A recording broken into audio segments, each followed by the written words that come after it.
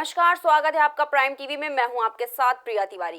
अयोध्या में राम मंदिर के निर्माण के बीच अब मथुरा में श्री कृष्ण जन्मभूमि और मस्जिद का मामला कोर्ट में पहुंच गया है। जन्मभूमि परिसर को लेकर मथुरा की कोर्ट में एक सिविल मुकदमा दायर किया गया है। तो आइए जानते हैं क्या है पूरा मामला।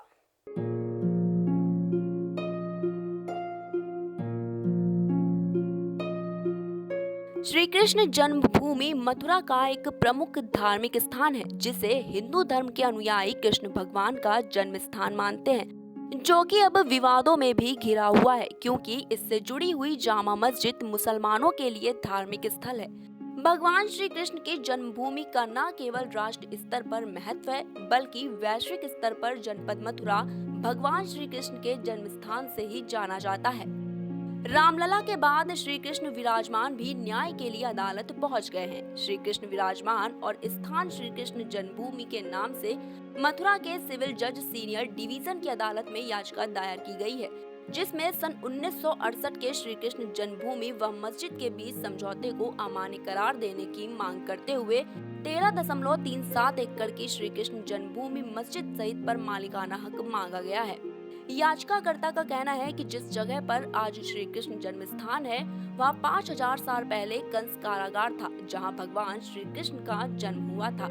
वहीं इस मामले में वकील हरिशंकर जैन और विष्णु शंकर जैन ने बताया कि याचिका में अतिक्रमण हटाने और मस्जिद को हटाने की मांग की गई है।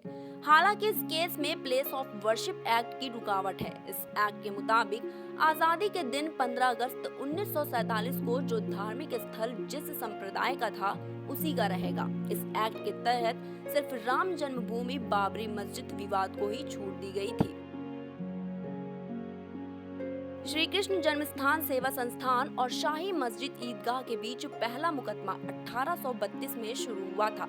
तब से लेकर विभिन्न मसलों को लेकर कई बार मुकदमेबाजी हुई, लेकिन जीत हर बार श्री कृष्ण जन्मस्थान सेवा संस्थान की ही हुई। अताउल्लाह खान ने 15 मार्च सन 1832 में कलेक्टर में प्रार्थना पत्र दिया, जिसमें कहा कि 1815 में जो नीलामी हुई है उसको निरस्त किया जाए और ईदगाह की मरम्मत की अनुमति दी जाए। 29 अक्टूबर 1832 को आदेश कलेक्टर W.H. टेलर ने आदेश दिया, जिसमें नीलामी को उचित बताया गया और कहा कि मालिकाना हक पटनीमल राज परिवार का है। गोपेश्वर चतुर्वेदी ने बताया कि इस नीलामी की जमीन में ईदगाह भी शामिल थी, जिसके बाद तमाम मुकदमे हुए। श्री कृष्ण जन्मस्थान सेवा संस्थान के वरिष्ठ सदस्य गोपेश्वर चतुर्वेदी ने कहा है कि श्री कृष्ण जन्मस्थान सेवा संस्थान अभी तक चले हर एक मुकदमे में जीता है। मुस्लिम पक्ष ने कई बार यह बात रखी कि नीलामी जो हुई है वह ईदगाह छोड़कर हुई है, जबकि कोर्ट के आदेश हुए हैं कि नीलामी में वह जगह भी शामिल थी जहां ईदगाह बनी हुई है। वाद पर शाही ईदगाह कमेटी के सचिव तनवीर अहमद ने कहा कि ये विवाद जबरन पैदा किया जा रहा है। कृष्ण की नगरी में सभी भाईचारे के साथ रहते हैं। दोनों ही धार्मिक स्थलों के रास्ते अलग अलग हैं। पूर्व में श्री कृष्ण जन्म स्थान ट्रस्ट और शाही ईदगाह मस्जिद ट्रस्ट में सौहार्दपूर्ण ढंग से रजिस्टर्ड समझौता हुआ था। अब कुछ लोग बिना वजह इस मामले तूल देने में लगे हैं। सन 1951 में श्री कृष्ण जन्मभूमि ट्रस्ट बनाकर यह तय किया गया कि वहां दोबारा भव्य मंदिर का निर्माण होगा और ट्रस्ट उसका प्रबंधन करेगा। सन 1958 में श्री कृष्ण जन्मस्थान सेवा संघ नाम की संस्था का गठन किया गया। कानूनी तौर पर इस संस्था को जमीन पर मालिकाना हक हासिल नहीं था, लेकिन इसने ट्रस्ट के लिए तय सारी भूमिका निभानी शुरू कर दी।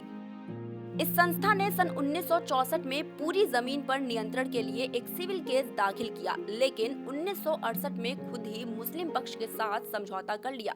1968 समझौते के अनुसार शाही ईदगाह कमेटी और श्री कृष्ण ट्रस्ट के बीच एक समझौता हुआ, जिसके अनुसार जमीन ट्रस्ट के पास रहेगी और मस्जिद के प्रबंधन अधिकार मुस्लिम कमेटी को दिए जाएंगे।